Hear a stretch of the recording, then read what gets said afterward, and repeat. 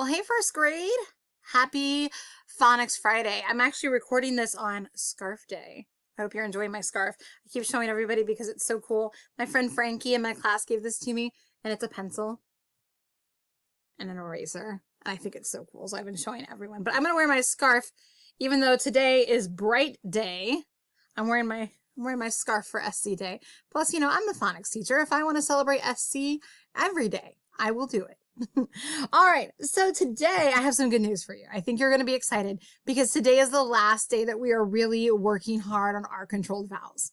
We're going to do some wrap-up activities, and then you get to watch a fun celebration video about Bossy R.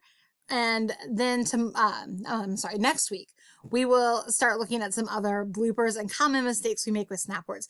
But today's really our last day for our controlled vowels. And I had to tell you, friends, it's not every year we make it through this unit, but I have been really proud of the work you've done. Our controlled vowels are not easy, and I don't expect you to have mastery over them right now, to know everything there is about our controlled vowels.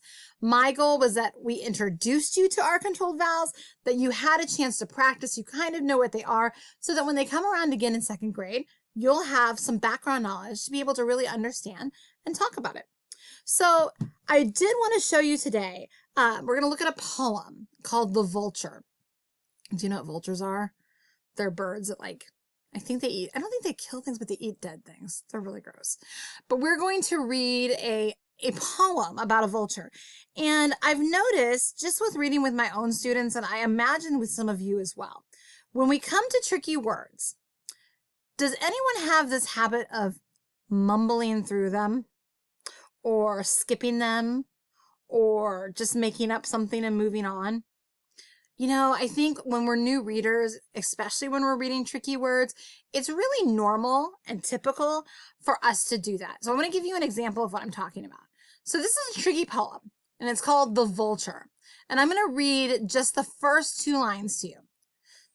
And I want you to notice how when I come to a word I don't know, I do a couple of tricks so that I don't have to read it. Okay, here we go. The vulture eats between his meals, and that's the, I don't know this one, and that's the why. See what I did there? I didn't know what the word was, so I just kind of set it behind my finger so that nobody would know. I can do that, right? I mean, that's something readers do. They just kind of mumble and hide behind their hand. No, can't do that.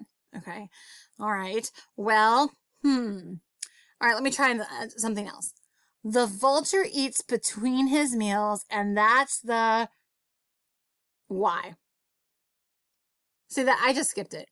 I don't know it, so I'm just going to skip it. Isn't that what a good reader does? No, you're telling me no. No, this is not what Mrs. Miller has taught us. You're right. You're right. That's not helpful. When we come to a word that we don't know, we need to solve it in a helpful way. We don't just skip over it. We don't mumble through it. We don't just pick another word that might be it and hope for the best. We try a word multiple ways, and we do something that's helpful to figure it out. So I'm going to show you what that looks like. The vulture eats between his meals, and that's the... okay, I don't know this one. Let me look at it.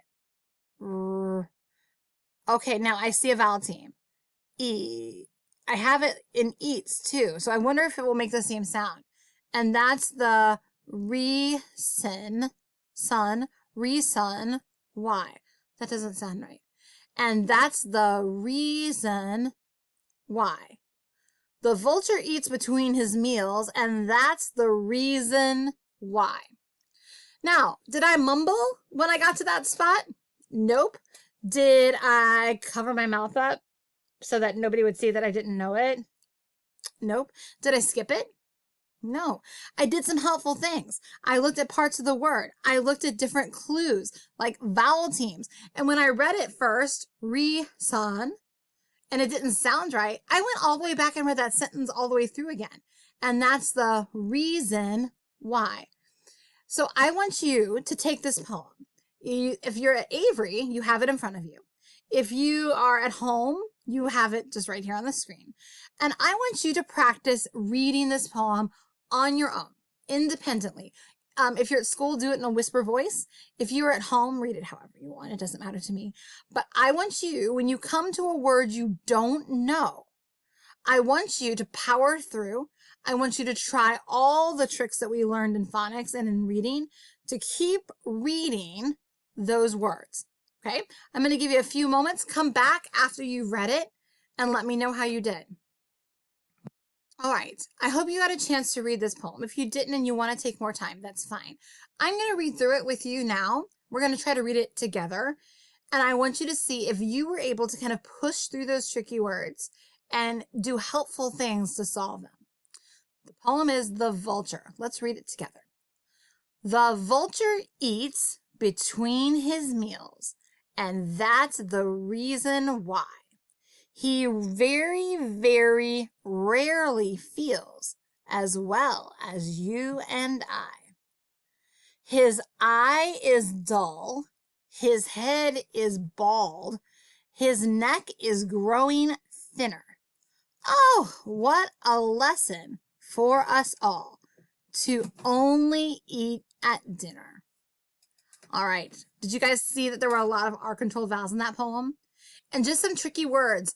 Dull, bald. You probably had to try the vowels several ways to be able to figure that one out. Give yourself a thumb up for a job well done. Okay.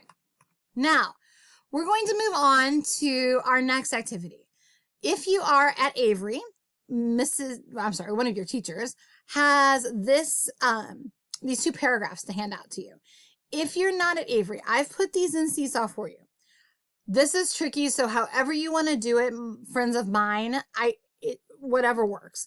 You can go ahead and grab it out of Seesaw and print it. You can just watch it on the screen and pause when you want to make a correction and write it on your whiteboard.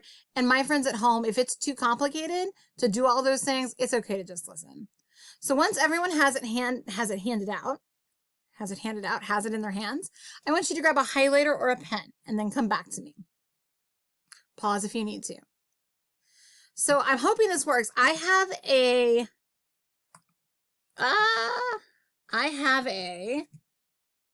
recording of a friend of mine reading these two paragraphs. Now, I will say she reads it very quickly.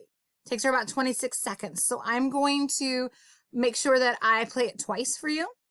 And I want you to look at this these two paragraphs.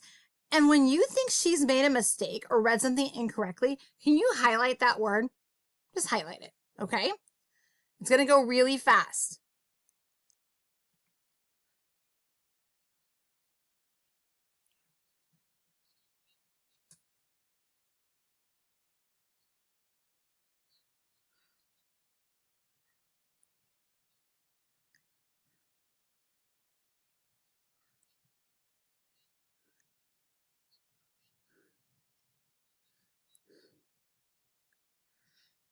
All right, did you hear all of that?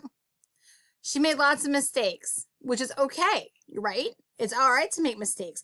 She especially made some mistakes on her words with R-controlled vowels.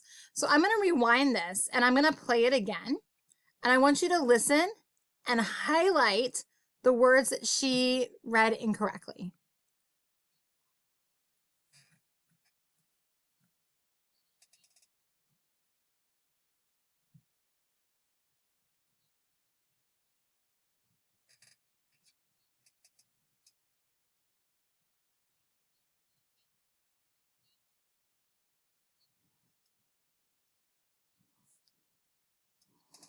Okay.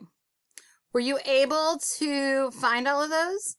If not, guys, go back and rewind and listen again. It doesn't matter how many times it takes you. All right, let's take a look at what we noticed.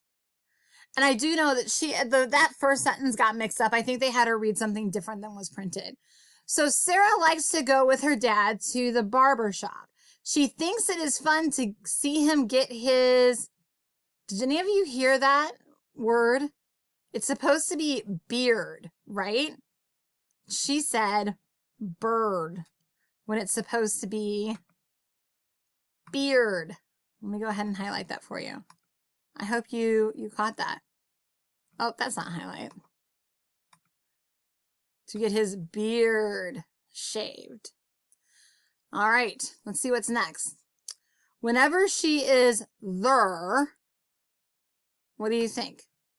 Whenever she is there. Did she read that correctly? Did that sound right? The word is there. Whenever she is there, the barber gives her a lollipop. Well, what do you think? Yeah, she read the word lollipop incorrectly. Then before they leave, he makes her dad put the date. I'm sorry, I'm reading the wrong one. Then before they leave, he makes her dad put the date of his next appointment in his calendar. What do you think? Do we call it a calendar? Every morning when we come to school, do we do the calendar? Of course not. We do the calendar. All right. So she made 4 mistakes when she was reading. Most of them were R-controlled vowel mistakes. One was just a vowel that she read incorrectly. But it really changes the meaning of what she read, because who wants to have a lollipop after they go to the barber? I don't. Do you? All right, let's go back and let's read this together. You can read along with me in a whisper voice, and we're going to read it correctly. Sarah likes to go to the barber shop with her dad. She thinks it is fun to see him get his beard shaved. Whenever she is there, the barber gives her a lollipop. Then before they leave, he makes her dad put the date of his next appointment in his calendar. Guys, so proud of you. You did a great job figuring out where she had made her mistakes when she was reading. And what we did, and she didn't get the chance to do, is we went back and said, hey, this doesn't sound right. Let's fix it. And we did. So this wraps up our R-controlled vowel lesson. All of our R-controlled vowel lessons. So I am going to stop this video in just a moment. But on the slide, there's another video. And it is the Electric Company's Bossy R video. And I don't know, we grew up with the Electric Company back in the day when I was a kid. And it's kind of an old video, but I think it's one you'll like. And it's not Jack Hartman, so Mrs. Hutchinson should be all for it. So that'll be the next video that you guys watch together. And I will see you on Monday when we start looking at some other bloopers. Have a great afternoon.